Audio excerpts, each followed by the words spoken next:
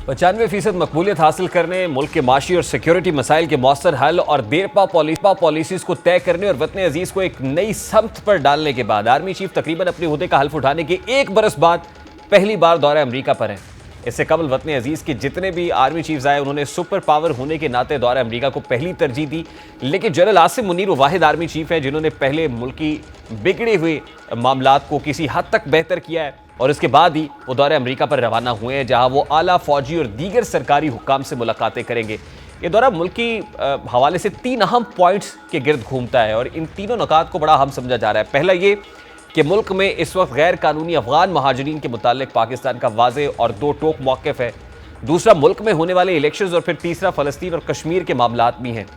इस सब में अहम पहलू अफगान महाजरीन की पॉलिसी का है, क्योंकि ये पॉलिसी डायरेक्टली अमरीका के साथ लिंक्ड है। अमरीका कभी ये नहीं चाहता कि पाकिस्तान इन गैर कानूनी महाजरीन से पहलू तही करे जो मुल्क में दहशत गर्दी समेत माशी बोझ में इजाफा कर रहा है। इसके अलावा अमरीकी ओहदेदारों ने इस पॉलिसी के बाद से ऊपर तले पाकिस्तान के बहुत से दौरे किए हैं और ज़राए के मुताबिक इन दौरों के दौरान पाकिस्तान ने अफगान पॉलिसी पर नरमी बरतने से साफ इनकार भी किया है। सिफारती ज़राए का कहना है कि अमरीकी ओहदेदारों ने एक बार फिर गैर कानूनी अफगान बाशिंदों की वापसी के फैसले पर अमल ना करने का मुतालबा किया है। पाकिस्तान को बदले में माली इमदाद के हवाले से ऑफर्स भी की गई हैं। अमरीका अपने लिए काम करने वाले इन अफगानों का बोझ भी पाकिस्तान पर ही लादना चाहता है, जिससे अमरीका में आबादकारी का वादा कर रखा है।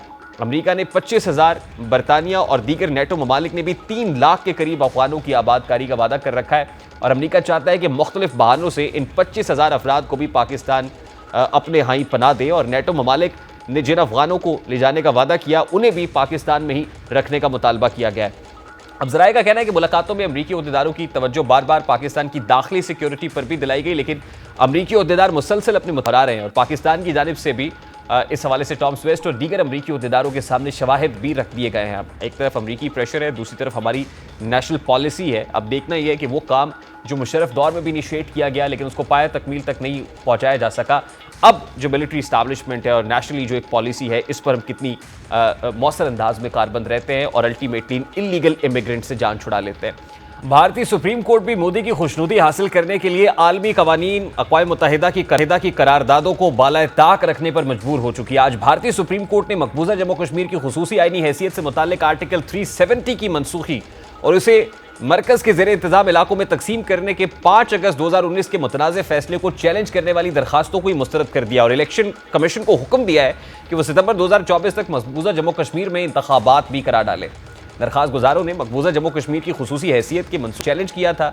भारतीय मीडिया के मुताबिक भारतीय हुकूमत ने 4 साल तक इस मामले को दानिस्ता तौर पर लटकाए रखा और आज सुनाए गए फैसले में भारतीय सुप्रीम कोर्ट ने कहा है कि मकबूजा कश्मीर भारत का अटूट अंग है। आर्टिकल 370 आर्जी इकदाम है और हर फैसला कानूनी दायरे में नहीं आता। भारतीय सदर के पास ऑर्डर्स देने के इख्तियारात हैं। अब सुप्रीम कोर्ट की तरफ से जो फैसला आया है वो यकीनन मोदी हुकूमत की लेजिटिमेसी के ऊपर एक और कारी की ज़रब है और इससे पहले भी सुप्रीम कोर्ट, जो भारतीय सुप्रीम कोर्ट है, उसने वो ख़वातीन के हिजाब का मामला हो या फिर वो बाबरी मस्जिद की शहादत को जायज़ करार देने का इक़दाम हो या मुसलमानों के घरों को मिसमार करने का इक़दाम हो, सबको सुप्रीम कोर्ट ने उस पर मोहर तस्दीक सब की है, जिससे अंदाज़ा होता है कि सिर्फ मोदी नहीं बल्कि मोदी का पूरा सिस्टम इस वक्त इस्लाम मुखालिफ, पाकिस्तान मुखालिफ और मुसलमान मुखालिफ है। प्रोग्राम का वक्त अपने इख्तिताम को पहुँचे, आपसे मुलाकात होगी इंशाअल्लाह कल। अपना रखिए ख्याल। अल्लाह हाफ़िज़।